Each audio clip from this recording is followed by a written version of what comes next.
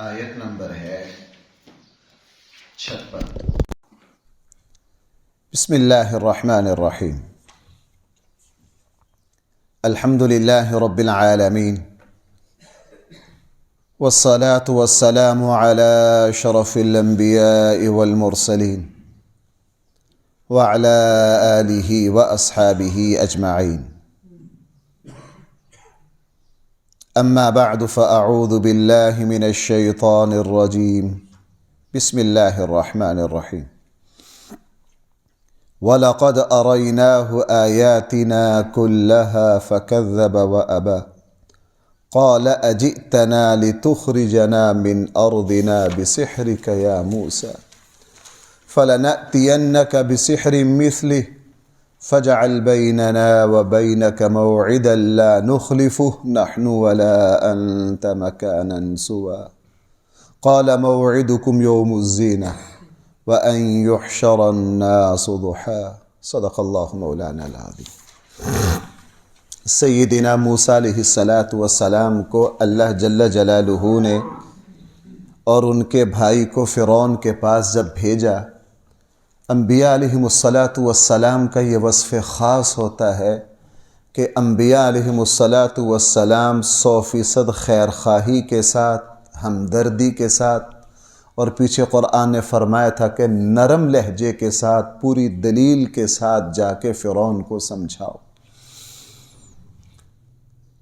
موسیٰ علیہ السلام نے رحم کھاتے ہوئے خیر خواہی کے جذبہ کے ساتھ فرعون کو اللہ کا پیغام پہنچایا، اللہ کے دیے ہوئے معجزات دکھائے۔ چونکہ معجزہ آپ یوں کہہ لیجئے جس طرح گاڑی کے کاغذات ہوتے ہیں کہ یہ گاڑی فلاں بندے کی ہے، یہ پلاٹ فلاں بندے کا ہے، معجزہ اللہ تعالیٰ کی طرف سے روحانی کاغذات ہوتے ہیں نبی کے پاس، اس بات کے کہ یہ نبی اللہ کا نمائندہ ہے۔ یہ کس کا نمائندہ ہے؟ اللہ کا نمائندہ۔ اور معجزہ چونکہ ثبوت ہوتا ہے، موسیٰ علیہ السلام نے 2 معجزات دکھائے، اور سوائے اللہ تعالیٰ کے تعارف کے اور کوئی بات فرعون کو نہیں کی۔ ایک اضافی بات کہی تھی جو حضرت موسیٰ کے فرائض میں شامل تھی کہ بنی اسرائیل کو غلامی سے آزاد کر دو، چونکہ انسانوں کو غلام بنانا یہ خود بہت بڑا جرم اور ظلم ہے۔ فرعون نے آگے سے کیا کہا؟ فرعون نے کہا جناب یہ بندہ اس لیے آیا ہے تاکہ ہماری حکومت کو توڑے، ہمارے ملک پر قبضہ کرے، اس کا مقصد مصر میں اقتدار ہے، اس کا مقصد ہمیں ملک سے نکالنا۔ اگلی آیت ذرا دیکھیے، قال اجئتنا لتخرجنا من ارضنا بسحرک یا موسیٰ، موسیٰ تو ہمارے پاس اس لیے آیا ہے تاکہ ہمیں مصر سے نکال دے اور یہاں اپنی حکومت قائم کر لے۔ کوئی جوڑ ہی نہیں بات میں۔ موسیٰ علیہ السلام کہہ رہے ہیں اس اللہ کو مان جو تیرا بھی رب ہے، میرا بھی رب ہے، جس نے زمین و آسمان پیدا کیے ہیں، اور جس نے زمین و آسمان کے درمیان سمندر یہ پورا نظام چلایا ہے، ہر چیز کا جوڑا جوڑا پیدا کیا ہے اللہ تعالیٰ نے، وہ ہماری خدمت کے لیے ساری مخلوق کے نظام۔ موسیٰ علیہ السلام تو یہ کہہ رہے ہیں، اور وہ آگے سے کیا کہہ رہا ہے؟ تو یہ چاہتا ہے کہ ہمیں ہمارے ملک سے نکالے۔ یعنی فرعون نے فی الفور موسیٰ علیہ السلام کی نیت پر حملہ کیا۔ موسیٰ علیہ السلام کی نیت پر کیا کیا؟ حملہ کیا۔ اور یہ پرانا ہتھ کنڈا ہے، آج کا نیا نہیں، آج کا نیا نہیں کہ جناب فوراً غداران وطن کا کسی پر الزام لگا دو کہ تم اقتدار چاہتے ہو، تم کرسی چاہتے ہو، تم فلاں چاہتے ہو۔ چونکہ ہر کوئی یہ سمجھتا ہے، اقتدار سے وابستہ ہر بندہ یہ سمجھتا ہے کہ کرسی صرف میرا حق ہے، میرے علاوہ کوئی اس کا نام نہ لے۔ فوراً اس نے کہا قال اجئتنا، تو ہمارے پاس اس لیے آیا ہے لتخرجنا من ارضنا، یہاں ارض سے مصر مراد ہے، ہم یوں بھی ترجمہ کر سکتے ہیں، تاکہ تو ہمیں ہمارے ملک مصر سے نکال دے، بسحرک، کس کے ذریعے؟ اے موسیٰ۔ حالانکہ موسیٰ علیہ السلام نے ان کو اللہ کے معجزات دکھائے، جادو نہیں دکھایا۔ میں پیچھے کئی جگہ اس کی وضاحت کر چکا ہوں کہ جادو اور معجزہ میں زمین و آسمان کا فرق ہوتا ہے۔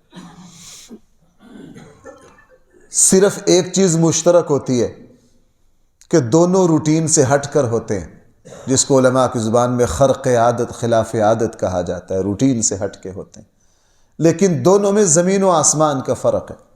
مثلا کیا فرق ہے؟ علماء نے 10-12 فرق لکھے۔ جادوگر جو ہوتا ہے وہ اس کو اپنے ہاتھ کا کمال بتاتا ہے، یہ میرا فن ہے، میرے ہاتھ کا کرشمہ ہے۔ نبی کبھی بھی اپنے معجزہ کو اپنے ہاتھ کا کمال نہیں دکھاتا، کس کا فضل بتاتا ہے؟ یہ بہت بنیادی فرق ہے۔ نبی کی جس ہستی کے ہاتھ پر معجزہ ظاہر ہوتا ہے اس ہستی کی کردار، اس کا لباس، اس کے وجود، اس کی پاکیزگی بتا رہی ہوتی ہے کہ یہ معاشرے میں کیسا پاکیزہ انسان ہے۔ جادوگر جو ہوتا ہے اس کا پاکی سے کوئی لینا دینا نہیں ہوتا۔ جادو کی نقل اتر سکتی ہے، اس لیے مد مقابل کئی جادوگر آئے۔ اگر ایک زمانے میں ایک جادوگر ہے، اس کے مقابلے میں 4 اس کے استاد موجود ہوتے ہیں، لیکن بھائی معجزہ کی کبھی بھی نقل نہیں اتر سکتی، معجزہ کی نقل ہی نہیں اتر سکتی۔ انسان نے کیسے کیسے جہاز بنا لیے، لیکن حضرت سلیمان علیہ السلام کے تخت کا مقابلہ قیامت کی صبح تک ممکن نہیں ہے۔ جہاز کے لیے ایئرپورٹ چاہیے، اس کے لیے انجن چاہیے، اس کے لیے پٹرول چاہیے، وہ ہر جگہ اتر نہیں سکتا، ہر طرف جا نہیں سکتا، پورا نظام ہے۔ اور ادھر حضرت سلیمان علیہ السلام کے تخت کے اندر نہ کوئی انجن، نہ کوئی ایئرپورٹ، نہ کوئی پائلٹ، نہ کوئی لینا نہ کوئی دینا، جدھر چاہو چلے جاؤ۔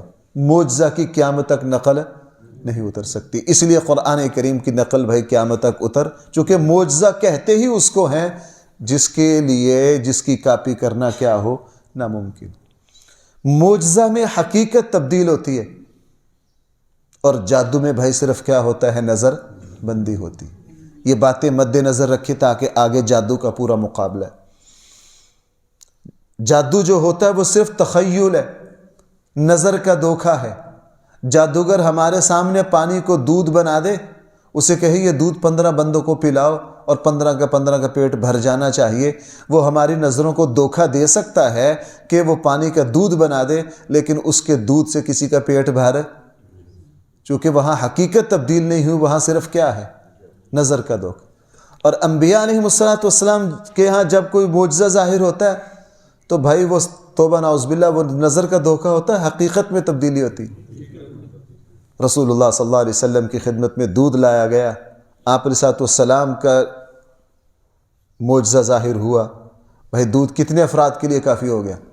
70-80 بندوں کے لیے، اور سارے بھوکے پیاسے تھے، اصحاب صفہ تھے۔ اگر 1 کلو بھی پیا ہو اس زمانے کے اعتبار سے تو 1 کلو دودھ کتنا ہو گیا؟ اور حضرت ابو ہریرہ فرماتے ہیں کہ میں نے اتنا پیا مجھے یوں لگا کہ دودھ میرے ناخنوں سے نہ نکلا ہے۔ یعنی سب کا رسول اللہ صلی اللہ علیہ وسلم نے غزوہ احد میں ایک صحابی کو اپنی چھڑی دی، اور وہ چھڑی بھائی تبدیل ہو گئی کس میں؟ تلوار میں۔ ایسا نہیں کہ جنگ کے بعد وہ پھر کدھر گئی، وہ نہیں، وفات تک ان کے پاس موجود رہی۔ چونکہ معجزہ میں نظر بندی نہیں ہوتی، تخیل نہیں ہوتا، معجزہ میں کیا ہوتا ہے؟ حقیقت میں تبدیلی ہوتی ہے۔ اللہ تعالیٰ قادر مطلق ہے، اللہ تعالیٰ کیا ہے؟ قادر مطلق ہیں۔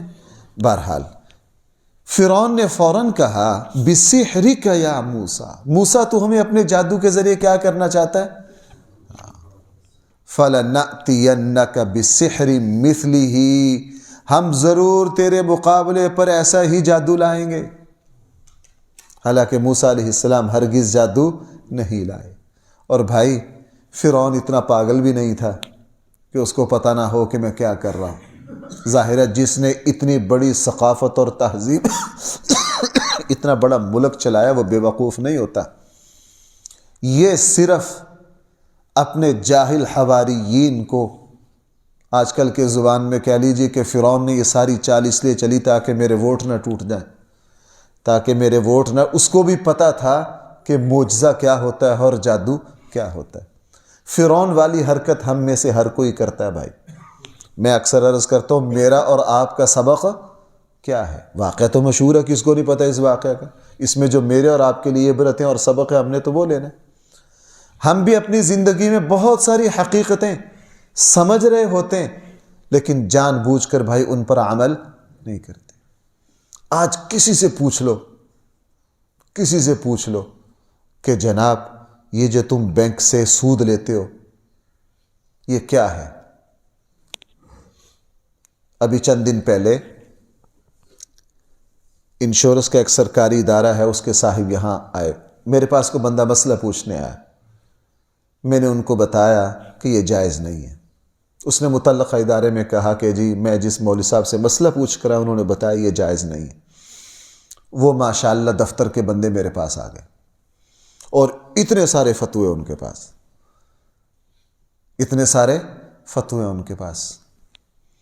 کہنے لگا مولوی صاحب آپ نے کیسے کہہ دیا ہمارے پاس فلاں کا فتویٰ، فلاں کا فتویٰ، فلاں کا فتویٰ۔ میں نے پہلے 6 فتوے چیک کیے، میں نے کہا یار یہ جن بندوں کے فتوے لکھے ہوں وہ تو قبروں میں ہیں، ان کا تو فون سے ان پر بات نہیں ہو سکتی، کسی زندے کا فتویٰ دے مجھے۔ کس کا فتویٰ دیں؟ کسی زندے کا۔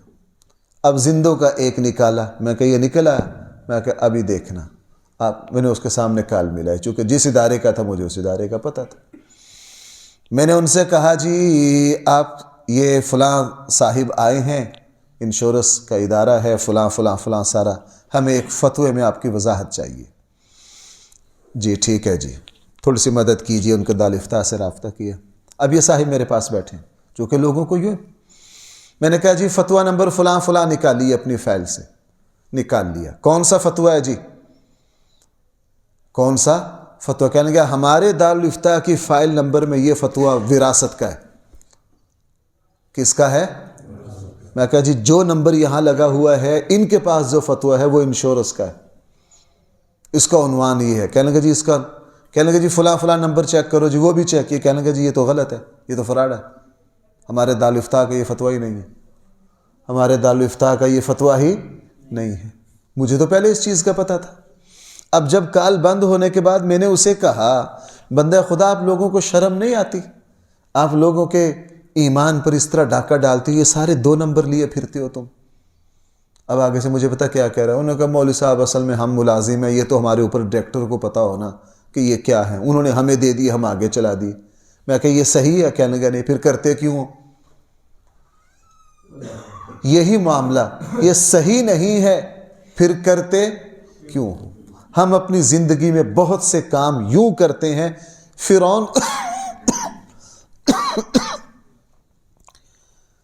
فرعون کو پتا تھا کہ موسیٰ علیہ السلام جو کچھ کر رہے ہیں وہ جادو نہیں ہے، وہ کیا ہے؟ لیکن اس نے اپنی دکان چلانے کے لیے کیا کہا؟ فَلَنَأْتِيَنَّكَ، قسم بھی تکڑی اٹھائی ہے، فَلَنَأْتِيَنَّكَ بِسِحْرٍ مِثْلِهِ، موسیٰ ہم تجھ جیسا ہی جادو ضرور لائیں گے۔ فَجْعَلْ بَيْنَنَا وَبَيْنَكَ مَوْعِدًا لَا نُخْلِفُهُ نَحْنُ وَلَا أَنْتَ، ہمارے اور تمہارے درمیان ایک وقت طے ہو گیا، ایک وعدہ، نہ ہم وعدہ خلافی کریں گے نہ تو کرے گا، مَكَانًا سُوًى، ایک اعلیٰ اور بلند جگہ۔ مصر میں آج بھی بڑے بڑے میدان ہیں، بڑے بڑے خوبصورت سٹیڈیم ہیں، کسی جگہ کا انتخاب کر لیا، جناب تو نے جادو کا کرتب دکھایا، ہم بھی جادو کا کرتب دکھائیں گے تاکہ لوگوں کو تمہاری حقیقت کا پتہ چل جائے، اور ہمارا وقت بھی طے ہو گیا ہے، آپ نے وعدہ خلافی نہیں کرنی، فلاں دن فلاں جگہ۔ ان کا کوئی جشن کا دن تھا جس کو یہاں یوم الزینہ کہا گیا، وہ دن طے ہو گیا۔ قال موعدکم، فرعون نے کہا تمہارے وعدے کا جو دن ہے وہ یوم الزینہ ہے۔ اس دن کیا ہوگا؟ ان یحشر الناس ضحا، دن چڑھتے ہی سارے لوگ جمع ہو جائیں۔ سارے لوگ کیا ہو جائیں؟ یہ پورا پروگرام کون بنا رہا ہے؟ فرعون۔ فتولا، قرآن بیچ میں کسی واقعہ میں، قرآن جب واقعہ بیان کرتا ہے نا اس کے درمیان میں کچھ جملے آتے ہیں قرآن کے، وہی میرا اور آپ کا سبق ہوتے ہیں۔ قرآن نے کہا فتولا فرعون، فرعون نے منہ پھیرا، ہم نے اس کو 2 نبی اس کے دروازے پر بھیجے، ہدایت اس کے گھر تک آئی، ہدایت اس کے گھر تک آئی، ہم نے معجزات اسے دکھائے، اسے سیدھی راہ پر لانے کے لیے اپنے 2 عظیم الشان پیغمبروں کو بھیجا، لیکن فتولا فرعون، اس نے کیا کیا؟ منہ پھیر لیا. فجمع کیدہ ثم اتا، اس نے اپنی ساری مکاریاں جمع کر لیں، ساری سازشیں جمع کر لیں، اپنے سارے مکر و فریب جمع کر لیے. ثم اتا، پھر وہ مقابلے پر آ گیا. بھائی وہ پھر کہاں آ گیا؟ اور آپ کو پتہ ہے جو اللہ کے مقابلے پر آئے پھر اللہ تو بھائی اس کو نہیں چھوڑتے.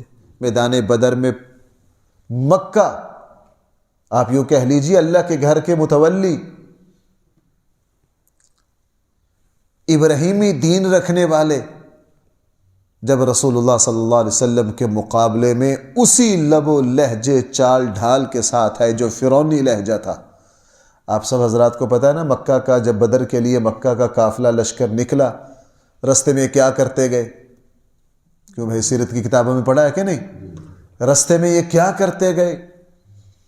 ہر روز رات کو جہاں پڑاؤ ہوتا سردار مقابلے براتے، آج 3 اونٹ میری طرف سے ذبح کیے جائیں، سب کی دعوت ہے، قریب کے قبائل کو بلاؤ، بے حیائی، شراب و شباب سب کا انتظام. اس غرور کے ساتھ پورے عرب کو یہ دکھانے کے لیے کہ جناب آج ہم اس نئے دین کو مٹا کر رہیں گے. حق کے مقابلے پر جب باطل آتا ہے وہ اسی طرح ہی دندناتا آتا ہے، اور اللہ جل جلالہ پھر اس باطل کے غرور کو خاک میں ملا دیتے ہیں. صرف ایک فرعون نہیں، اللہ تعالیٰ نے تو بھائی لاکھوں فرعون مٹا دیے. اس کی طاقت کو کون چیلنج کر سکتا ہے؟ اس کے مقابلے پر کوئی نہیں آ سکتا.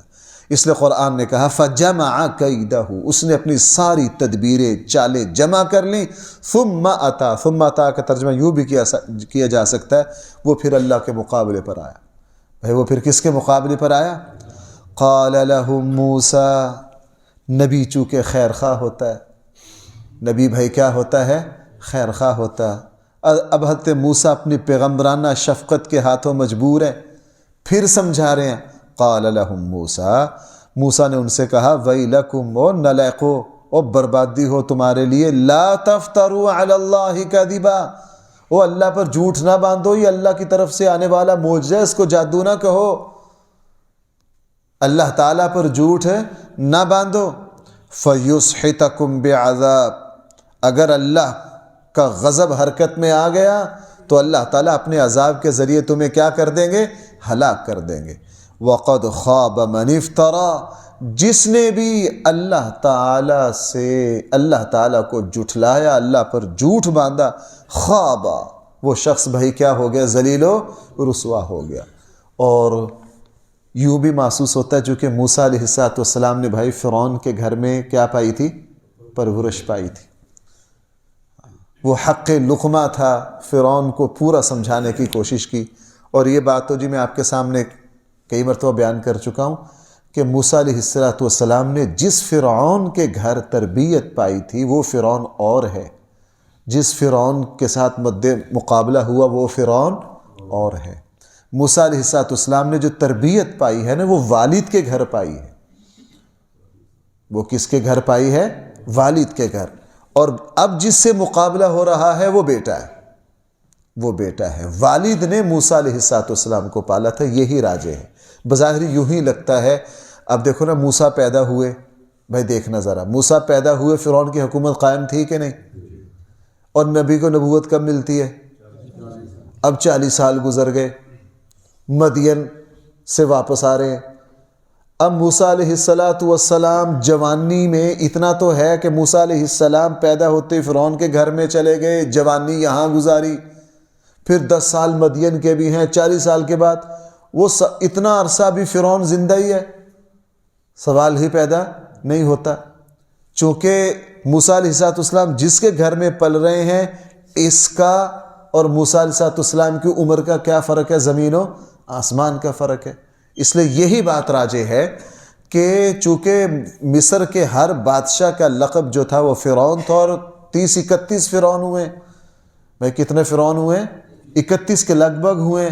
یہاں جو والد تھا، والد نے موسیٰ علیہ السلام کو پالا تھا. والد کے انتقال کے بعد پھر بیٹا جانشین بنا، اور اس بیٹے کے پاس موسیٰ علیہ السلام اللہ کا پیغام لے کر آئے. اس لیے اس بیٹے نے پھر آگے سورہ شعراء کے دوسرے رکوع میں اس نے تانے دیے کہ تو ہمارے گھر میں پلا ہے، کہیں بھی یہ نہیں کہا کہ میں نے تجھے پالا، تو نے کہا کہ تو ہمارے پاس پرورش پا کے گیا، ظاہر ہے اسی گھر میں تو موسیٰ علیہ السلام پرورش پا کے گئے تھے۔ موسیٰ علیہ السلام نے ان کو سمجھایا وَقَدْ خَابَ مَنِ افْتَرَى فَتَنَازَعُوا أَمْرَهُمْ بَيْنَهُمْ، اور پھر معاملے میں وہ جھگڑا کرنے لگ گئے، وَأَسَرُّوا النَّجْوَى، اور ایک دوسرے کے کان میں کوئی بات کی۔ آخری بات ہے، پھر آگے چلیں گے۔ جس وقت اب مقابلے کے لیے آئے نا تو جادوگر بھی آئے، جو فرعون کے نمائندہ تھے، پورا مصر جمع ہوا اور وہاں بہت انتظام کے ساتھ میدان سجا۔ تو جب جادوگر سامنے آئے نا تو جادوگر موسیٰ علیہ السلام کے حلیہ سے، لہجہ سے، گفتگو سے سمجھ گئے کہ یہ لب و لہجہ جادوگروں والا نہیں ہے، یہ لب و لہجہ بھائی جادوگروں والا، یہ حلیہ جادوگروں والا نہیں ہے۔ رسول اللہ صلی اللہ علیہ وسلم کی زندگی میں دسیوں واقعات۔ حضرت عبداللہ بن سلام جب رسول اللہ صلی اللہ علیہ وسلم کے پاس آئے اور سارا دن حضور علیہ السلام کی زندگی کا مطالعہ کرتے رہے، جب مدینہ آتے ہی پہلی نگاہ رسول اللہ صلی اللہ علیہ وسلم پر پڑی تو عبداللہ بن سلام کے ضمیر نے کہا یار ایک بات تو طے ہے، یہ چہرہ کسی جھوٹے کا نہیں ہو سکتا، یہ نورانی چمکتا دمکتا جو چہرہ ہے، یہ جھوٹ بولنے والے شخص کے چہرے پر ایسا نور نہیں ہو سکتا۔ یہاں بھی یہی معاملہ ہوا۔ حضرت موسیٰ کلیم اللہ ہے، اللہ سے ہم کلام ہوتے ہیں۔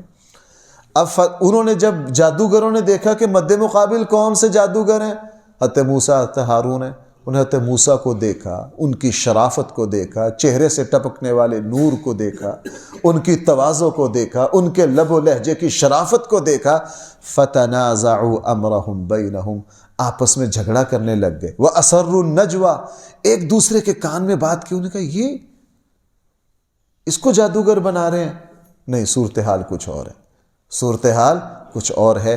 پھر آگے مقابلہ ہوا اور فرعون نے پھر اپنی پالیسی تقریر کی میدان میں، اور تقریر کرنے کے بعد پھر مقابلہ ہوا اور پھر اس کا انجام قرآن آگے ذکر کر رہا ہے۔ یہ سلسلہ کلام ابھی چل رہا ہے، انشاءاللہ اگلی آیت سے اللہ نے توفیق دی تو کہ الحمدللہ رب العالمین